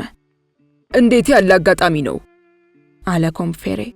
ጥሩ ጊዜ ደረስክ አለ ቦሲው ቀጠለና፣ አንተ ባደርስ ሊኖሮ ይሄኔ በህይወት የለሁም ነበር ብሎ ኩርፌራይክ ሲናገር ጋብሮሽ በተራው እኔ ደግሞ ይህን ጊዜ በአፍጢሜ ተደፍቼ ነበር አለ። ወዲያው ግን የተለየ ነገር በመሆኑ ደስታቸው በሐዘን ተለወጠ። ከመካከላቸው በጣም የሚወዱትና የሚያደንቁት ጓደኛቸው ይሰወራል። ጓደኛቸውን ከቁስለኛ መሃል ፈለጉት፣ ከዚህ አልነበረም። ከሞቱት መካከል አዩት፣ ከዚያም አልነበረም። ተማርኳል ማለት ነው ሲሉ እርስ በርስ ተጠያየቁ። ወንድማችንን ወሰዱት፣ እኛ የእነርሱን መኮንን እንደያዝን ሁሉ እነርሱም ጓደኛችንን ማረኩት ማለት ነው በማለት እርስ በርስ ተፋጠጡ። በዚህ ጊዜ በሰላዩ ላይ የምንወስደውን እርምጃ ወስደናል ሲል ኮምበፌሬ ኤልጆራንስን ጠየቀው። አዎ አለ ኤልጆራንስ የኮምበፌሬን ትከሻ እየነካካ። ሆኖም የሰላዩ ደም የጓደኛችንን የዣን ትሩቬርን ደም አያህልም። እንግዲያውማ አለ ኮምበፌሬ መሐረቤን ከጠመንጄ ጫፍ አስሬ ልውጣና ሰላዩን በጓደኛችን እንዲለውጡ ልጠይቅ። ስማ ብሎ ኤልጆራንስ ሲናገር የሆነ ሰው ድምጽ ከውጭ ተሰማ። ድምጹ የወንድ ነበር። ፈረንሳይ ለዘላለም ትኑር! የጓደኛቸው የዣን ድምጽ እንደሆነ አወቁ። ወዲያው ጥይት ተተኮሰ። ከዚያም ሁሉም ነገር ርጭ አለ። ጓደኛችንን ገደሉት አለ ኮምበፌሬ። ኤልጆራንስ ወደ ዣቬር ዞር ብሎ ጓደኞቹ አሁን አንተን የገደሉት አለው። በዚህ ጊዜ አድመኞቹ ሁሉ ወደ ቤት ገብተዋል። ነገር ግን ማሪስም ተከትሏቸው ሊገባ ሲል ሜሴ ማሪስ ተብሎ ስሙ ሲጠራ ስለሰማ ዞር አለ። ከ2 ሰዓት በፊት ኮዜትን እየጠበቀ ሳለ ከአጥር ውጭ ሆኖ የጠራው ድምጽ እንደሆነ ለየው። ይህ ሰው ማን እንደሆነ ለማወቅ ፊቱን በማዞር አተኩሮ ቢመለከትም ሰውየውን ለመለየት አልቻለም። እዚህ ነኝ ያለ ያው ድምጽ በጣም የደከመ በመምሰል ይህን ጊዜ መሬት ለመሬት እየተንፏቀቀ ወደ እርሱ የሚመጣ ሰው በሩቁ ተመለከተ። ግለሰቡ መብራት ካለበት ሲደርስ የሴት ሸሚዝ የለበሰ ሰው መሆኑን አየ። ከስር የተቀዳደደ ሱሪ ታጥቋል። መጫሚያ ስላላደረገ ባዶ እግሩን ነው። ይህ ፍጡር ማሪስ ከነበረበት ሲደርስ የገረጣ ፊቱን ቀና አደረገ። አታውቀኝም ብሎ ሲጠይቅ ማሪስ የለም ሲል መለሰ። ኢፖኒን። ማሪስ ቶሎ ብሎ ወደ መሬት አጎነበሰ። እውነትም ያቺ ዕድለቢስ ኢፖኒን ነበረች። የወንድ ልብስን የለበሰችው። እንዴት መጣሽ? ደግሞ እስከዚህ ምን ትሰሪያለሽ? በማለት ሲጠይቃት መሞቴ ነው ስትል መለሰችለት። ማሪስ ደንግጦ ተመተሻል እንዴ ብሎ ከጠየቃት በኋላ ከመሬት ብድግ አድርጎ ሊያነሳት ቀኝ እጁን ከወገቧ ስር አስገባ። ከነበረችበት ሲያነሳት እጇ ተዝለፍልፎ አየ። እርሷም የማቃሰት ድምጽ አሰማች። አሳመምኩሽ ብሎ ሲጠይቃት ትንሽ ስትል መለሰችለት። ምን ነው አንደኛው እጅሽ ዛለብኝሳ ብሎ ሲያየው በጥይት መመታቱን አወቀ። ቆስሏል አይደል በማለት ሲጠይቃት አዎ አለችው። ማን መታሽ ብሎ ሲጠይቃትም ከጥቂት ደቂቃዎች በፊት ጠመንጃ ተደቅኖብህ ልትመታ ስትል የሆነ ነገር ከመሃል መግባቱ ትዝ ይልሃል ብላ ጥያቄውን በጥያቄ መለሰችለት። አዎ አስታውሳለሁ። የኔ እጅ ነው ጣልቃ የገባው ስትለው ማሪስ ልቡ ከሁለት የተሰነጠቀ መሰለው። የሆነው ነገር ግን አልገባውም። አይ ሚስኪን፣ ለምን እንደዚህ ያደረግሽ? ቁስሉ ግን ለክፉ የሚሰጥ አይደለም። ለማንኛውም ከቤት ውስጥ አስገብቼ ላስተኛሽ። እጄ ብቻ አይደለም እኮ የተመታው። ጥይቱ ከእጅ አልፎ ከብብቴ ስር ጥቂት ዝቅ ብሎ ወደ ወገቤ በመግባቱ ቀስፎ ይዞኛል አለችው ለመተንፈስ በኃይል እየታገለች። ስለዚህ ወደ ውስጥ መግባቱ ዋጋ የለውም። አሁን አንተ ብቻ ካጠገቤ ቁጭ ብላ አጫውተኝ። ጨዋታ ከሐኪም እርዳታ ይበልጥብኛል። ማሪስ ትዕዛዟን ተቀብሎ እግሩን ዘርግቶ ካጠገቧ ቁጭ አለ። ኢፖኒን ጭንቅላቷን ከጉልበቱ ላይ አሳረፈች። ቀና ብላ ሳታየው እፎይ ተመስገን፣ እንዴት ይመቻል። ምን አይነት ደግ ሰው ነህ። በቃ እኮ ህመሙ ቀነሰልኝ አለችው። ከዚያም ለአጭር ጊዜ ዝም አለች። በመጨረሻ ግን ቀስ ብላ ፊቷን ወደ ማሪስ በማዞር ቀና ብላ አየችው። አስቀያሚ ናት ነው ያልከው አይደል? ኢፖኒን ንግግሯን አቁማ አሁንም ለአጭር ጊዜ ዝም ካለች በኋላ እንደገና ቀጠለች። መቼስ አሁን አልቆልሃል። ከዚህች ምሽግ ማንም በህይወት አይወጣም። እኔ ነኝ ከዚህ እሳት ውስጥ የጨመርኩህ። እርግጠኛ ነኝ አንተም ትመታለህ። ሆኖም ሰውየው ጠመንጃውን አነጣጥሮ ሊገል ሲል እጄን አፈሙዙ ላይ አኑር ያዳንኩህ። ይህንንም ያደረግኩት ካንተ በፊት ለመሞት ፈልጌ ነው። ከተመታው በኋላ በደረቴ እየተንፏቀቅኩ ወደዚህ ስመጣ ማንም አላየኝም። ማንም ደግሞ ከወደኩበት አላነሳኝም። ስለዚህ አንተን ነበር የምጠብቀው። ነገር ግን ከወደኩበት እንደማትመጣ አወቅኩ። በመካከሉ እኔ በጣም ተሰቃየሁ። አሁን ግን ተሽሎኛል። ከቤት መጥቼ ቤት ባለው መስታወት ሰውነቴን ያየሁበት ቀን ትዝ ይልሃል? ደግሞ እስከ መንገድ ላይ መገናኘታችንን ታስታውሳለህ? አንተ 103 ስትሰጠኝ ገንዘብህን አልፈልግም ብዬ መለስኩልህ። ለመሆኑ ገንዘቡን መሬት ስጥለው መልሰህ አነሳው ወይስ ከዚያው ተውከው? አቦ እንዴት ደስ እንዳለኝ! ሁላችንም ልንሞት እኮ ነው። ይህን እንዳለች አይኗ ተቅበዘበዘ፣ አሳቧ ተንቀዋለለ። እጇን ሊጠቀልልበት ከደረቷ አካባቢ ሸሚዟን ቀደደ። ደረቷን ሲገልጥ ጥይት የገባበት ቦታ በግልጽ ታየ። አሁንም ደም ይወጣው ነበር። ማርየስ ይችን እድለቢስ ልጅ እያፈጠጠ በትኩረት ተመለከታት፣ አያት። ወይኔ ስትል በድንገት ጮኸች። ህመሙ እንደገና መጣባት። ምን ነው አፈነኝሳ? ከለበሰችው ልብስ ያንዱን ጫፍ ይዛ አፏ ውስጥ በመጉረስ ንክስ አደረገችው። እግሮቿ ተንቀጠቀጡ። እባክህ አትሂድ ስትል ተማጠነችው። አሁንማ በህይወት የምቆየው ለረጅም ጊዜ አይሆንም ካለች በኋላ ብድግ ብላ ቁጭ አለች። ድምጿ ግን እየሰለለ ሄዶ ውጪ ነፍስ ግቢ ነፍስ ሆነ። እንግዳ በሆነ ድምፅ እያቃሰተች ትናገር ጀመር። ስማ፣ ላሞኝህ አልፈልግም። ኪሴ ውስጥ ላንተ የተጻፈ ደብዳቤ አለ። ትላንትና ነው ላንተ እንድሰጥ የተሰጠኝ። ሆኖም ከኔ ጋር አቆየሁት። ላገኘህ አልፈለግኩም ነበር። ምናልባት ቶሎ ቶሎ ስንገናኝ ደስ አይል ይሆናል ብዬ ነው ያቆየሁት። ነገር ግን ተገናኘን አይደል? ለማንኛውም ደብዳቤህን ውሰድ ብላ በሚደማው እጇ የማርየስን እጅ አፈፍ አደረገችው። የቁስሉ ህመም አልተሰማትም። እጁን ይዛ ከኪሷ ውስጥ ከተተችው። ኪሷ ውስጥ የነበረውን ወረቀት ሲነካ እውነትም ደብዳቤ እንዳለ ማርየስ ተገነዘበ።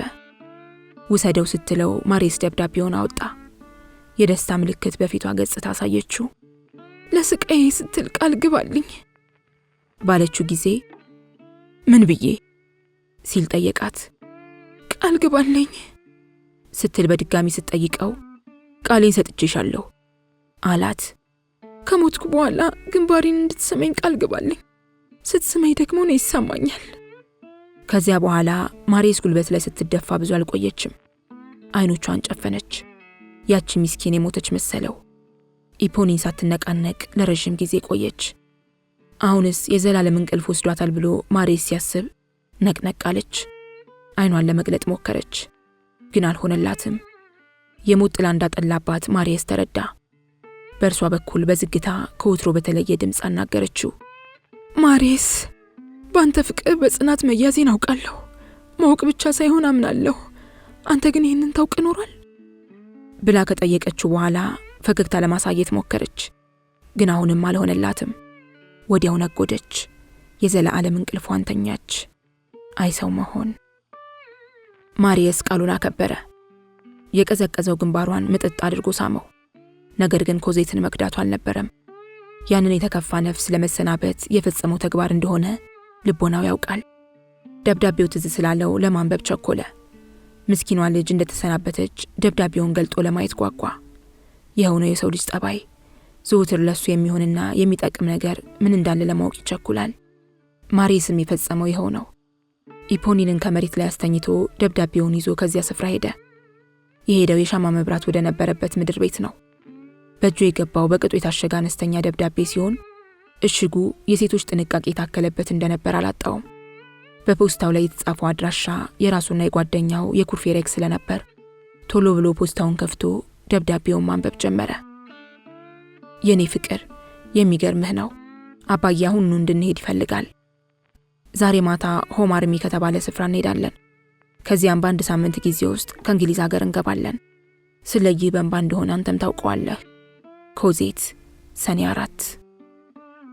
ደብዳቤውን ከሳመው በኋላ አጣጥፎ ከነበረበት ኢንቮሎፕ ውስጥ ከተተው። ደብዳቤው ፍቅሯን ጽናት በማረጋገጡ ደስ አለው። ምንጊዜም ቢሆን የኛን ሳይሆን የሌላው ወገን ፍቅር ብርታትና ጽናት ያስደስተናል። ለመወደዳችን ማረጋገጫ ነውና። መሄዷ ነው። አባቷ ይዟት ሊሄድ ነው። አያቴ ደግሞ እንድንጋባ አልፈቀዱም። ስለዚህ ምንም የተለወጠ ነገር የለም ሲል እርስ በራሱ ተነጋገረ። እንደ ማርየስ ያሉና በቅዠት ዓለም ውስጥ የሚኖሩ ሁሉ ተመሳሳይ ሁነት ወይም አጋጣሚ ሲገጥማቸው በሐዘን ተጨማልቀውና ተስፋ ቆርጠው የማይሆን መንገድ ይመርጣሉ። ከማይሆን መደምደሚያም ላይ ይደርሳሉ። ሕይወት መሯቸው ሞትንም ይመኛሉ። ይህም በመሆኑ ማርየስ ሁለት አማራጮች ብቻ እንዳሉት ይለያል። እነርሱም በመጀመሪያ ራሱን በገዛ ፍቃዱ ስለማጥፋቱ ገልጾ የመጨረሻውን የስንብት ቃል መመልከትና ለኮዜት መላክ ሲሆን፣ ሁለተኛው የዚያች ምስኪን የኢፖኒን ወንድም ማለትም የሚስተር ቴናዴን ወንድ ልጅ ከዚያ አስከፊ አደጋ አስወጥቶ ሕይወቱን ማዳን ነበሩ። ስለዚህ ማሬስ የማስታወሻ ደብተሩን ከኪሱ አወጣ። አንዷን ገጽ ከማስታወሻው ገንጥሎ ካወጣ በኋላ የሚከተለውን ደብዳቤ ጻፈ። ጋብቻችን አልሆነም። አያቴን ስጠይቃቸው እንድንጋባ አልፈቀዱም። እኔ እንደሆነ ምንም አይነት ሀብት የለኝም። አንቺን ብትሆኚ ከኔ ብዙም የምትሻ አይመስለኝም። ዛሬ ወደ ቤትሽ መጥቼ ነበር፣ ግን አላገኘሁሽም። ምን ብዬ ቃል እንደሰጠሁሽ የምታውቂው ነው። አሁንም ቃሌን አከብራለሁ፣ እወድሻለሁ፣ ነገር ግን እሞታለሁ። ይህን ደብዳቤ ስታነቢ ነፍሴ ካጠገብሽ ትሆናለች፣ እናም በፈገግታ ታይሻለች። ደብዳቤውን የሚያሽግበት ኤንቨሎፕ አልነበረውም። ስለዚህ ወረቀቱን አጣጥፎ አድራሻውን ጻፈበት።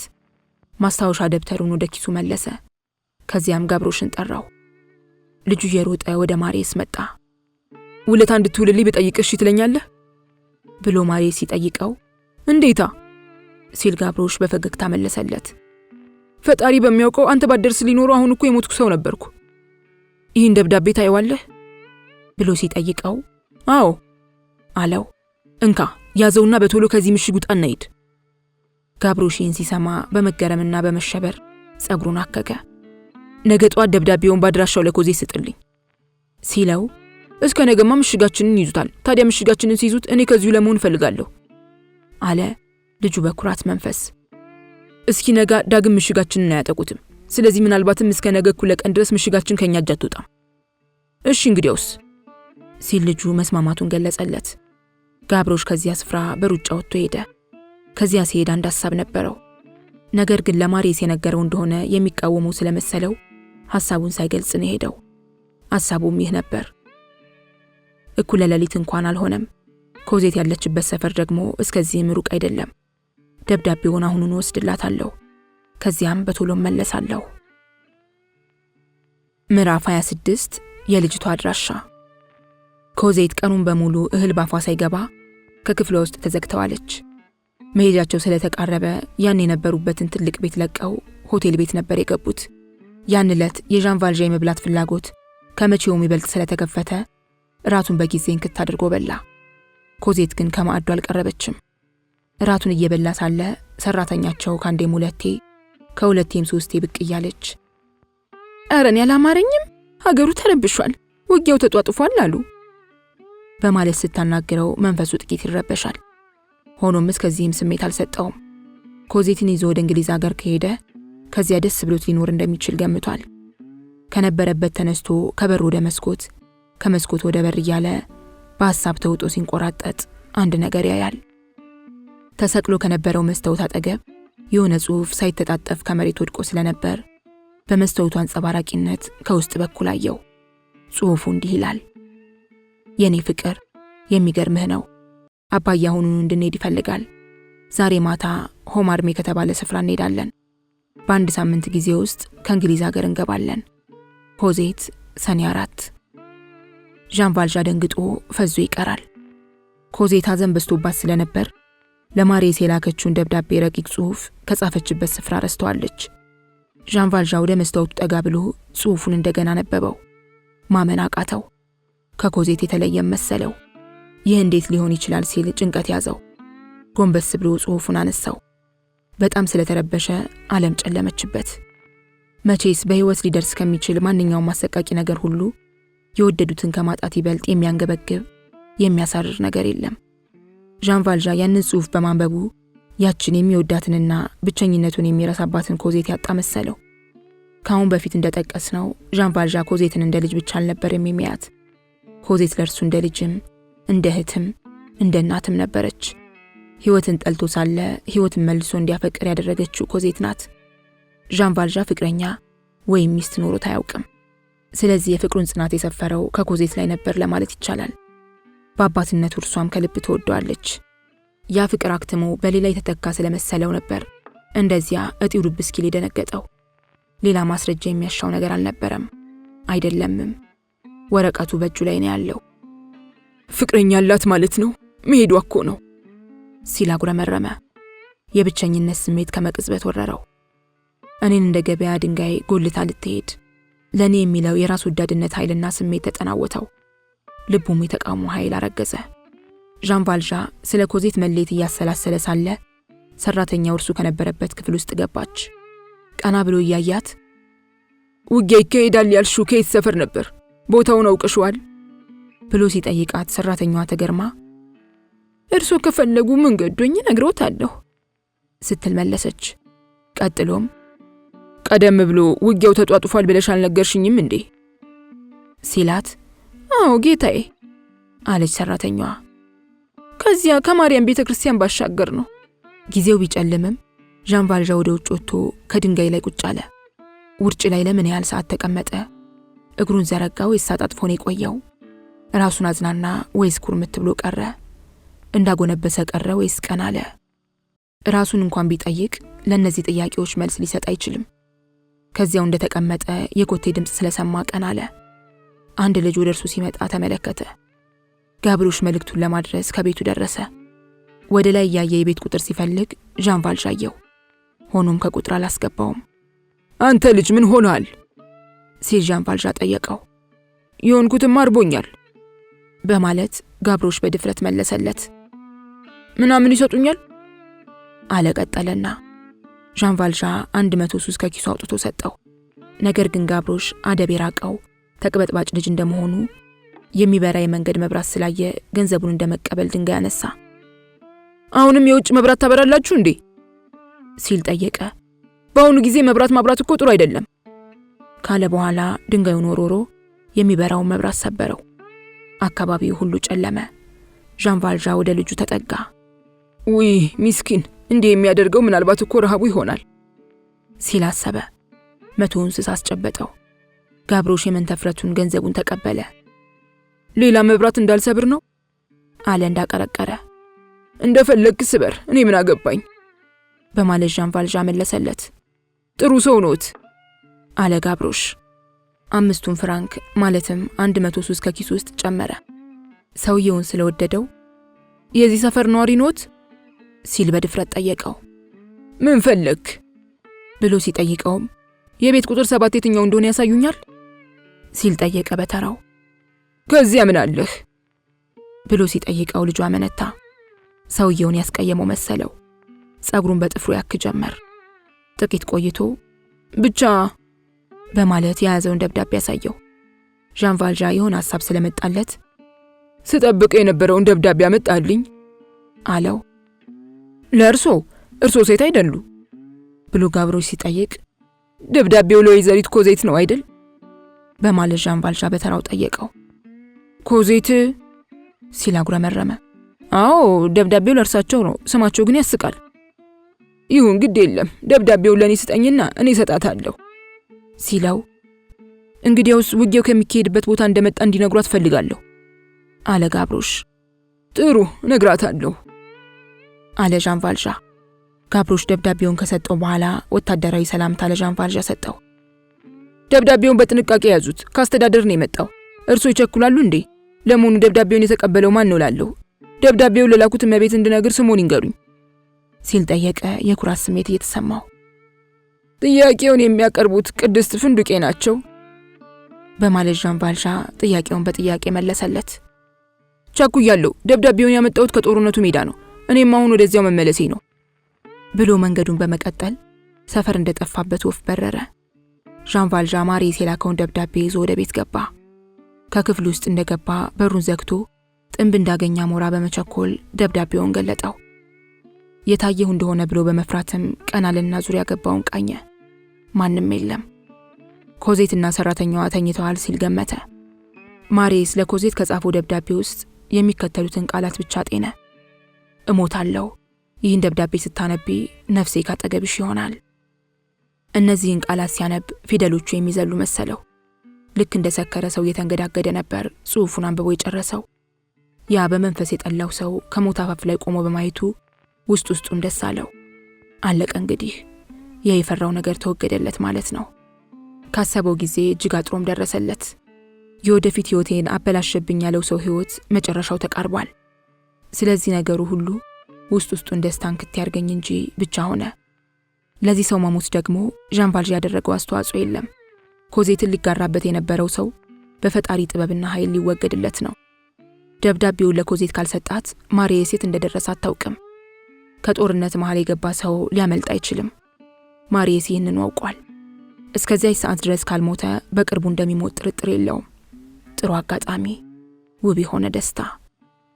ልቦናው ይህን ሲያሰላስል ዣን ቫልዣ ሳይታወቀው ከልቡ ውስጥ አዘን ተሰማው። ከአንድ ሰዓት በኋላ ሙሉ የሚሊተሪ ልብስ ለብሶ ከቤቱ ወጣ። ቀደም ሲል በአካባቢው ይኖር የነበረ ወዛደር የሚፈልገውን ልብስና መሳሪያ በቀላሉ አሟልቶለታል። ጠመንጃ ሳይቀር ይዞ ዣን ቫልዣ ወደ ውጊያው ስፍራ መራ።